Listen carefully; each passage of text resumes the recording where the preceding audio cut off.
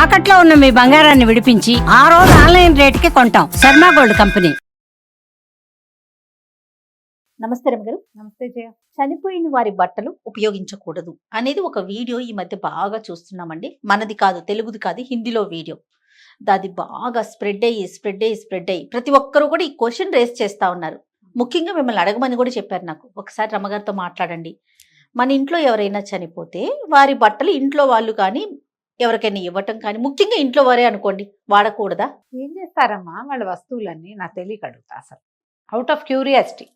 ఇప్పుడు మన ఇంట్లో ఎవరో ఒకళ్ళు 50 ఏళ్ల ఆడ మనిషి అనుకుందాం, లేదా ఒక 50 ఏళ్ల మగ మనిషి. జనరల్గా ఒక 50 ఏళ్ల వాళ్ళకి కనీసం ఒక 30-40 నుంచి 200-300 దాకా చీరలు ఉండే అవకాశం ఉంది కదా. అంతేగా. ఒక మాదిరి మిడిల్ క్లాస్ వాళ్ళకైనా ఓ 10-14 పట్టు చీరలు ఉంటాయి. ఆడవాళ్ళకైతే ఓ 25-30 కట్టుడు చీరలు ఉంటాయి. దాపుడు చీరలని అవన్నీ ఉంటాయా? పెట్టికోట్స్ అని, జాకెట్లని ఎన్ని ఉంటాయమ్మా? వీళ్ళు వాడిన వస్తువులు ఉంటాయా? ఉండవా? ఎన్ని ఉంటాయి ఈ రమగారు? బట్టలన్నీ ఏం చెయ్యాలని వాళ్ళెవరో పెద్ద మనిషి చెప్పాడో చెప్పు నాకు. ఏం చేయమంటారు? వారి ఆత్మ బాధపడుతుందంట. చూస్తే ఏంటేంటో చెప్పారు రమగారు ఆ వీడియోలో. మీకు నేను అంటే చూపించకూడదు కెమెరా ముఖంగా, మీకు నేను ఆ వీడియో ఫార్వర్డ్ చేస్తాను. నిజమే పాయింట్. ఈ చనిపోయిన వాళ్ళ బట్టలు, వాళ్ళ వస్తువులు వాళ్ళు వాడకూడదంటే నువ్వు కూడా పోవాలి వాళ్ళతో పాటు. పోని వాళ్ళు కన్న పిల్లలు వాళ్ళు ఉండొచ్చా? ఆవిడ కట్టుకున్న మొగుడో ఆయన కట్టుకున్న పెళ్ళామో ఉండొచ్చా? ఏం పిచ్చమ్మా పరాకాష్ఠకి ఈ వెళ్ళిపోతుంది. పరాకాష్ఠ ఏంటో గానీ వాళ్ళు హిందీలో మొదలు పెడతారు, తర్వాత మెల్లిగా తెలుగులోకి మన వాళ్ళు ఎవరు చూడలేదు అనుకోగానే మన యూట్యూబర్లు ఎవరో ఒకళ్ళు దాన్ని ప్రచారంలోకి తెస్తారు. గురువు గారులను అడుగుతారు. అసలు వీటికి ఒకళ్ళని అడిగేది ఏమిటో చెప్పు నాకు. మీ ఇళ్లలో ఏం పద్ధతులున్నాయో అవి పాటించుకుని ఏడమా మనం? నాకు తెలియక అడుగుతా. అసలు దానికి యూట్యూబ్ వెతకాల. మీ ఇంట్లో ఏ పద్ధతి ఉందో అది. ఒక్కొక్క అత్తగారులు ఉంటారు, ఏమిటేమిటేమిటో ఎవరెవరెవరెవరివో చూసి 4 యూట్యూబర్లను చూసి 40 మంది గురువు గారులను చూసి మధ్యలో హిందీ అక్కయ్యల్ని, హిందీ అన్నయ్యల్ని చూసి, ఇంగ్లీష్ వాళ్ళు మన పుణ్యం పుచ్చి ఇవి చెప్పటం లేదు, అవన్నీ చూసి ఏవో వీళ్ళది ఒక కొత్త సిద్ధాంతం భయపెట్టి ప్రాణాలు తీసేస్తున్నారమ్మా. ఏం పిచ్చిలమ్మా మీకు? అవును రమగారు. చిటుక్కుని తెల్లారితే చచ్చిపోతామేమో తెలీదు. అదొక కాకిగోల, చిరాకు వస్తుంది అసలు నాకు. నన్ను అడుగుతారమ్మా ఎవరో నాకు అది నేను చెప్పిన విషయం కాదు. నేను అసలు ఏ చాదస్తాన్ని ప్రోత్సహించను. నేను చాదస్తంగా చేసుకోను. ఒకవేళ నేను చేసుకున్నా మా ఇంట్లో ఏదైనా ఒక విధానం ఉంటే జయ, నేను అటు హరిహరాదులు అడ్డమైన దాన్నే పట్టిస్తా జయ. లేదా నాకు అనుమానం ఉంది అడగాలనుకుంటే మా పిన్నత్త గారిని అడుగుతా. మా అత్తగారు లేరు కాబట్టి ఆవిడ పెద్దవారు మా ఇంట్లో. అత్తయ్య ఏం చేయాలి అని ఆవిడని అడుగుతా. ఆవిడ ఏదో నీ తోచినట్టు చేసుకోమా అనో, లేకపోతే ఇట్లా చెయ్యాలమ్మా అన్నట్టు ఖచ్చితంగా దాన్ని ఫాలో అవటమే. ఏమైనా సరే. లేదా మా పెద్దక్కయ్యో మా బిజ్జక్కో, మా అక్కయ్యలు పెద్దవాళ్ళని, నా పై అక్కయ్యని కాదు, ఇంకా పెద్దవాళ్ళని, బాగా ప్రపంచం ఇంకా బాగా చూసిన వాళ్ళని కనుక్కుని, సాధారణంగా నాకు అసలు అనుమానాలే రావు. నాకు తెలుసు, నాకే తెలుసు. నాకు తెలియపోతే నేను ఆ పని చేస్తా. యూట్యూబ్ ఎందుకు చూడాలో చెప్పు. నీకు ఫ్యామిలీ లేదు అనుకోపోని, నాలాగా ఇంత గుంపు లేదు. అమ్మో నాయనమ్మో మేనత్తో పెద్దమ్మో ఉండరమ్మా ఎవరికీను? ఉంటారు. పోనీ మీ కజిన్స్లో ఉండరా? ఉంటారు. పోనీ అది కూడా వద్దు. మీకు ఒక ఇంటికో పురోహితుడు పూజ చేయడానికి ఎవరో ఒక పెద్ద ఆయన వస్తారు కదా. మీ ఇంటి పక్కన ఉన్న గుళ్ళో అర్చక స్వామి ఉంటాడు కదా. పోనీ ఇందులో అక్కడికి వెళ్ళి ఆ యూట్యూబ్లో పోనీ నేనే మీ పెద్దక్కని, నన్నే మీరు ఫాలో అవ్వచ్చు కదా. మళ్ళీ 10 మంది కావాలి. ఆ గురుగారు అదేదో చెప్పారు, ఈ గురుగారు ఏదేదో చెప్పారు, వీళ్ళంతా ఏదో చెప్పారు. మధ్యలో కొన్ని యూట్యూబ్ అక్కయ్యలు ఉంటాయి కదా, కొంచెం తెలివి మీరిన అక్కయ్యలు కొంతమంది ఉన్నారు, వాళ్ళకి తెలుసు 4. వాళ్ళు కూడా చెప్తారు. నేను ఎప్పుడూ ఒక విషయం చెప్తా జయ. ఇప్పుడు నేను ఏ విషయం చెప్పినా శాస్త్రపరమైన విషయం, నా కమ్యూనిటీకి సంబంధించిందే నేను చెప్తాను. నేనంటే నేనని కాదు, నాలాగా చెప్పేవాళ్ళు ఎవరైనా సరే మా కమ్యూనిటీకి సంబంధించింది కదా. గురువుగారైనా అంతే కదమ్మా, అంతేనా? అంతే. ఏ గురువుగారైనా వారి తాలూకు సమాజంలో ఏవి ఫాలో అవుతారో అవి చెప్తారు. మాకు 11 రోజులు మైళ్ళలు ఉంటాయి, పెసరపప్పు తినాలి, ఉల్లిపాయ వెల్లుల్లిపాయ గిల్లిపాయ కూరలు గిర్రలు తినము, ఇతరుల ఇళ్ళకి వెళ్ళకూడదు, మా ఇంటికి వచ్చిన వాళ్ళు ఇంటికి వెళ్ళి స్నానం చేయాలి 12 రోజుల లోపల, ఈ మరణాలు సంభవిస్తే.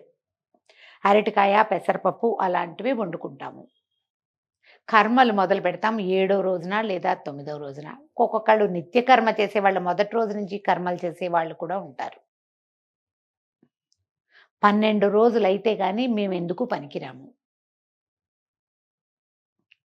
ఇప్పుడు ఇది నేను మా ఇంట్లో పనిచేసే వాళ్ళు ఉన్నారు, లేదా మనకు మా పనికి వాళ్ళు ఉన్నారు. వీళ్ళకి ఏదో కొద్ది రోజులుండి నెల రోజుల లోపల బట్టలు పెడతారు. బట్టలు పెట్టాక అయిపోయింది. ఈ టీవీలలో విని ఈ బట్టలు పెడితే అయిపోయే వాళ్ళు కూడా సంవత్సరం పాటు వాళ్ళు కూడా పాటిస్తున్నారు. మీ ఇళ్లలో లేదు, మీకు ఎందుకు ఈ పాటింపు? మేము పాటించాలి, మాకు ఉండేది ఉంటుంది. నెల నెల మాసికం పెడతాం మేము. 3-15 రోజులు అయ్యాక త్రైపక్షికం అని పెడతారు జయ, 45 డేస్కి. 170వ రోజు ఒకటి ఉంటుంది, ఊన షాణ్మాసికం అంటారు, పెడతాం. ఊన షాణ్మాసికం పేరైనా విన్నావా జయ? ఎప్పుడైనా? నాకు తెలియదు రమ్మగారు. తెలియదు, ఎవరికీ తెలియదు అది. ఎందుకంటే ఏ సమాజంలో ఇది చేయబడుతుందో కేవలము ఆ సమాజానికి మాత్రమే తెలుసుంటుంది. ఇప్పుడు నేను ఇది చెప్పాను కాబట్టి మీరు ఇది చేస్తారామా? చెయ్యరు. మీరేం చెయ్యాలో మీ విధానం ఏమిటో అది కదా ఫాలో అవ్వాలి. ఖచ్చితంగా అండి. సామూహికంగా కొన్ని ఉంటాయి రమ్మగారు, అందరం కలిసి చేసుకునేది. అది ఎవరు చెప్పినా ఒక గురువుని నమ్ముతామా, లేకపోతే మీలాంటి వారి మాటలు వింటారా, అది సామూహికంగా చేసుకునేవి. కానీ ఇప్పుడు మీరు అన్నట్లుగా కమ్యూనిటీ పరంగా చేసుకునే ఉంటాయి కదా. ఇప్పుడు అందరూ పండగ, సంక్రాంతి పండగ సామూహికమైన పండగ. ఓకే, ఇప్పుడు నోవులు ఉంటాయి, అవి కమ్యూనిటీకి మారిపోతాయి. నేను అట్ల తద్దని చెప్తా, మీరు అట్ల తద్ది తెలియదు చేయాలి. మేము ఊరికే ఉయ్యాలి ఒకటి తెలుసు, అంతకంటే ఏం తెలుసు. పొద్దునే అంతే కదా రమ్మ. మా ఇంట్లో కూడా కొంతమంది పాటిస్తారు, కొంతమంది పాటించరు. నియమం లేదు కదా. అలా ప్రతి విషయానికి కూడా మన కమ్యూనిటీ పరంగా, మన కుటుంబాల పరంగా గ్రామాచారాలు, మన వైపు ప్రాంతీయమైన ఆచారాలు ఉంటాయి, వాటిని పెట్టుకోవాలి. ఇవి కాకుండా ఇవి ఎవరో ర్యాండమ్గా క్యాజువల్గా చెప్పిన విషయాల్ని మనసుకు పట్టించుకుని ఇవ్వకూడదని, ఇస్తే ఏమిటో కొంప మునిగిపోతుందని, ఏమో ఎందుకు వచ్చింది అని, సరే పోను బాగానే 50 ఏళ్ల ఇంట్లో మనిషి చనిపోతే ఆమె తాలూకు వస్తువులన్నీ మీరేం చేయగలరో మీరు ఆలోచించండి. పంచటం కాకుండా ఏం చేయగలరు? ఎందుకు ఆలోచించరు జయ? నాకు అర్థం కాదు. ఆ థాట్ ఎలా వస్తుంది రమ్మగారు? ఇవ్వకూడదు, వేసుకోకూడదు, ఏదో జరిగిపోతుంది. ఈ 50 జతల బట్టల్ని తగలేస్తారా? అదే కదా. అదే పాతి పెడతారా? పోనీ వాళ్ళతో పాటు తగలబెడతారా, పాతి పెడతారా? పారేసిన ఎక్కడైనా అది భూమిలో గలవాల్సిందేగా. మరి ఈ సిద్ధాంతాలు ఎక్కడి నుంచి పుట్టిస్తారు? విచిత్రమైనవి. అసలు ఇది ఆలోచనే తప్పు. జయ మరణించినప్పుడు ఏ వస్త్రంతో ఉన్నారో అది బయట పారేస్తారు. మంచం మీద పడుకుని మరణించారనుకో, మంచం కూడా చాకలికి ఇవ్వటము అలాంటి పద్ధతి కొన్ని చోట్ల కనపడుతుంది. అవును రమ్మగారు. ఇప్పుడు హాస్పిటల్ మరణాలు, వాళ్ళ దుప్పట్లు ఏం చేస్తారో మనకు తెలియదు. హాస్పిటల్లో అంటున్నారా? అవి ఏం చేస్తారో మనకి అవునండి. మనం ఇంటి వరకు మనం ఈ పద్ధతులు ఫాలో పాటిస్తాము. ఆ ఇల్లు కడుక్కుంటాము. ఆ పర్టికులర్ పక్కలో దుప్పట్లో ఏమైనా ఉంటే వాటిని తీసేస్తాం. ఎందుకంటే దీనివల్ల ఎంతో కొంత కీడు ఉంటుందని. ఆ బీరువాలో పెట్టున్న బట్టలు ఏం చేస్తాయమ్మా? అల్మార్లలో ఉన్నవి, బీరువాల్లో ఉన్నవి ఏం చేస్తాయి? ఏమవుతాయి అవి? మరి శుభ్రంగా పిల్లలు పంచుకోవచ్చు. అమ్మల చీరలు ఉంటే ఆడపిల్లలకి ఇవ్వరా? చక్కగా పుచ్చుకుంటారు కదా, బంగారం పుచ్చుకుంటారు కదా. బంగారానికి వచ్చేసరికి నాకు నీకు నాకు అని చెప్పి గొడవలు పెట్టుకోరారు అమ్మగారు. బంగారం, వెండి సామాన్లు, అమ్మ ఆస్తి, అమ్మకి పసుపు కుంకంగా వచ్చిన పొలము, అమ్మ సూత్రాలు ఎవరు తీసుకోవాలి అనే డిస్కషను, ఇవన్నీ ఉన్నప్పుడు బట్టలకు వచ్చిందా అమ్మ? ఏమిటి బట్టల్లో ఉండిపోయింది అమ్మ? వీటన్నిట్లలో లేకుండా మీలో లేదు, మనం కూడా వెళ్దామా? సరిగ్గా ఆలోచించండి. అనవసరమైన పిచ్చి వీడియోలు దయచేసి చేయకండి. ఎవరి కమ్యూనిటీలో ఏముంటుందో ఆ రకంగా వాళ్ళని పాటించుకొని ఇద్దాము. ఇది ఇప్పుడు ఒకవేళ మీకు అంత చెప్పేయాలని ఉంటే, మేము ఈ కమ్యూనిటీ మా దాంట్లో మేము ఇలా చేస్తాము అని చెప్పండి మీకు ఉంటే గనక కదా. మీ కమ్యూనిటీ వాళ్ళే పాటిస్తారు. సరిపోయిందా?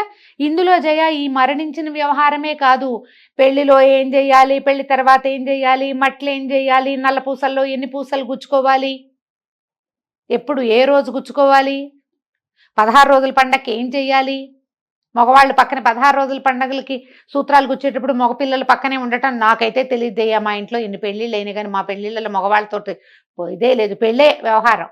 16 రోజున పెద్దవాళ్ళు 4 ఆడవాళ్ళు ముత్తైదులు కూర్చుని నన్ను మళ్ళీ అబ్బాయి రావడం, అబ్బాయి పక్కన కూర్చొని మెళ్ళో వేయటం, అదో పెద్ద వేడుకలాగా చేయటం ఏం లేదమ్మా. మీరు వీడియోల కోసం చేసుకుంటే అది చూసి మనం కూడా అలాగే చేయాలని వీళ్ళంతా అంటించుకోవటం. ఆ మొగుడిని గౌరవించండి అమ్మా దయచేసి, అది ఇంపార్టెంట్. ఆ సూత్రాలని గౌరవించండి, మెళ్ళ నుంచి తీసి చిలక్కోయికి తగిలించి దిండు కింద పెట్టి చేయకండి. ఇలా మొదలుపెట్టి ఇది ఇందులోకి తీసుకెళ్తారు. ఈ చావుల్లో వద్దని చెప్పి మళ్ళీ ఇంకొకటి ఏదో కీడు ఏమీ ఉండదు.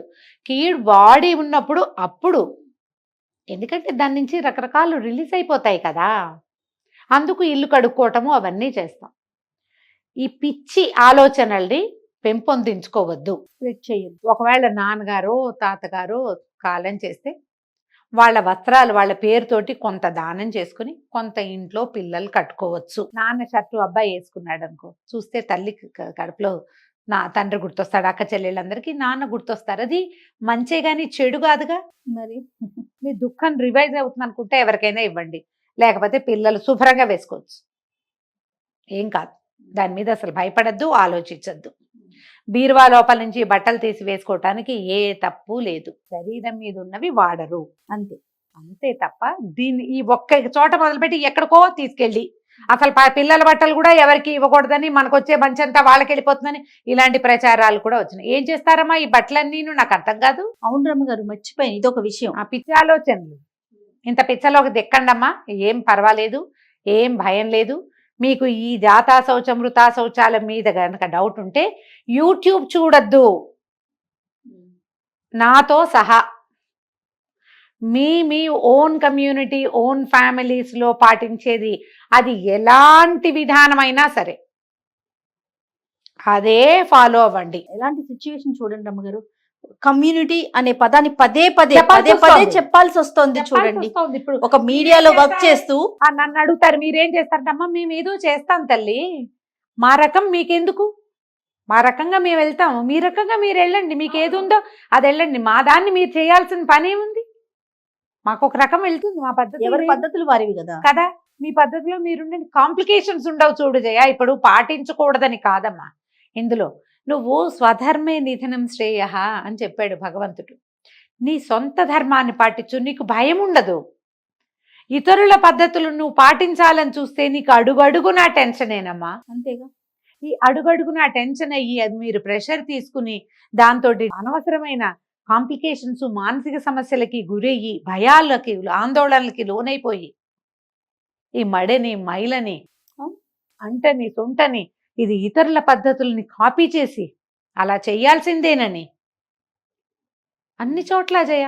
అవును రమ్మగారు. మా అత్తగారు ఇలా చంపేస్తారండి, మా వాళ్ళు ఇలా అంటున్నారండి అని అడుగుతూ ఉంటారు. మీకు ఎందుకు వచ్చింది? మీరు ఏ విధానంలో ఉన్నారో అందులో ఉండొచ్చు కదా, ఎందుకు ఈ విధానాలు కొత్త కొత్త వాటిని ఫాలో అవ్వాలని చూస్తారు? చిన్నపిల్లలు అడిగితే ఒక అర్థం ఉంది రమ్మగారు, ఇళ్ళలో పెద్దవాళ్ళు ఉన్న పెద్దవాళ్ళే వాళ్ళే చూసి ఇంట్లో ఉన్న కోడలను కూతుర్లను మీరు ఇలానే చేయాలి, ఇది విన్నాను అది విన్నాను ఇలాంటివి కూడా వింటున్నాం. వింటారు, గురువుగారు చెప్పారు, ఆ గురుగారు చెప్పారు. గురువుగారు సార్వజనీనంగా చెప్పారు, అది అందులో నుంచి సూక్ష్మాంశం తీసుకోండి. అందులో ప్రతి గురువు గారు చెప్పేది స్వధర్మ నిధనమే నమ. వారు ఆ వాక్యం చెప్పకపోయినా సరే మా పొద్దుస్తమానం ఏవో ఒక మంచి మాటలు ప్రవచనాలు చెప్తారు. ప్రతిసారి మీకు బొట్టు పెట్టి చెప్పలేరు కదా ఏ గురువు గారైనా కూడా. అంతేగా, మన ధర్మాన్ని వదిలిపెట్టద్దు అన్నది వాటికి ఏంటంటే వాటి వెనకాల సారాంశం అదే. నువ్వు భక్తి కానీ తాత్పర్యం కానీ పండగ దీని గురించి ఏదైనా సరే దాని వెనకాల మీ విధానాన్ని మీరు పాటించండి, దాన్ని మానద్దు. మా విధానాన్ని పాటించు గురువు చెప్పటలా, మీరు గురువుని పెట్టుకోండి. ఆ గురువు ఎక్కడ, నేను పదే పదే చెప్తున్నా, యూట్యూబ్ గురువు కాదు, ప్రత్యక్ష గురువు ఉండాలి. నీకు ఒక అనుమానం వచ్చింది, ఇప్పుడు నువ్వు నన్ను అడుగుతావు జయ, అవును రమ్మగారు. నేను ఎక్కడున్నా వెంటనే నా ఫోన్ అందుబాటులో ఉంటుంది. అవును, నువ్వు ఫోన్ చేస్తే తీయకుండా ఉంటానా నేను? అస్సలు. ఒక నిమిషం అయితే నేనే కాల్ బ్యాక్ చేస్తా. మీ గురువు అలా అందాలి, మీకు ఉండాలి. అవును, అప్పుడు మీకు ఈ శంకలు ఉండవు, ఈ టెన్షన్ ఈ భయము ఉండదు. ఇలా ఎవరెవరినో విని వాళ్ళందరూ వాళ్ళు అలా చెప్పారు, వీళ్ళు ఇలా చెప్పారు, ఆయన అలా చెప్పారు, ఇప్పుడు ఏం చెయ్యాలి? ఆ పీరియడ్ ఇష్యూస్ వింటూనే ఉంటా జయ నేను. నాయన నా తలకాయ నొప్పి వచ్చేస్తుంది. మొన్న లాస్ట్ గా మనం అనుకున్నాం కదా ఇంకొకసారి మాట్లాడుకుందాం. నిజమండి, అనుమానాలు బాగా పెరిగిపోతాయి. ఎందుకంటే వీటి వల్ల వాటి జోలికి వెళ్ళొద్దు.